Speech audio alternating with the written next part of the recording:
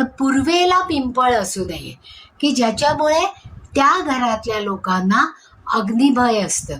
कारण पूर्वेला आपलं स्वयंपाकघर असतं पहा, आणि पिंपळाच्या झाडाच्या मुळ्या या दूरपर्यंत पसरतात आणि मग जर त्या आपल्या अग्नीपर्यंत आल्या तर त्याचं अग्निभय आपल्याला राहतं.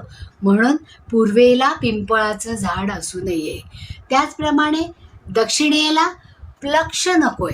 प्लक्ष जसा उत्तरेमध्ये शुभ आहे तसा दक्षिणेमध्ये तो शुभ नाही आहे, की ज्याच्यामुळे त्याच्यापासून निष्काळजीपणा आपल्या मनामध्ये वाढतो, चुका करण्याची वृत्ती वाढते आणि नक्कीच त्याच्यातून आपल्यावर संकट ओढवतात.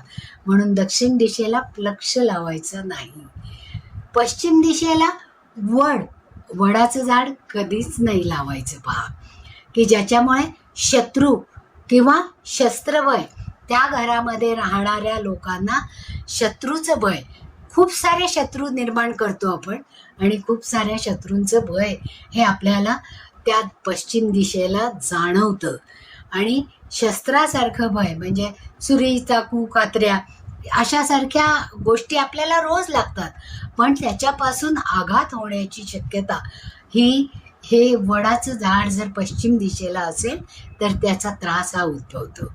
उत्तर दिशेला जर उंबराचं झाड असेल तर ते अजिबात चालत नाही, कारण त्याच्यामुळे पोटाच्या व्याधी होतात पहा. कारण उंबर हे झाड चांगलं आहे, की जिथे आपण गुरुतत्व आहे असं मानतो आणि पाण्याची जेवढी जेवढी ठिकाणं असतात तिथे उंबर असतोच.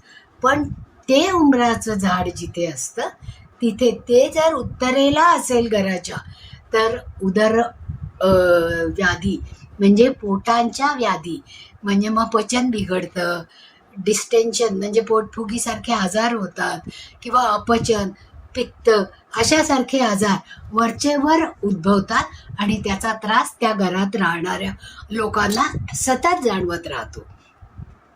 त्याचप्रमाणे घराजवळ काटे असणारी म्हणजे बाभळीचं झाड किंवा सावरीचं झाड अशासारखी झाडं मुळीच असू नये. त्याचप्रमाणे फळं येणारी सगळी झाडं म्हणजे चिक्कू, पेरू अशासारखी जी झाडं आपल्याला आवडतात पहा, ती झाडं, फळं देणारी झाडं आपल्या अंगणामध्ये असू नये.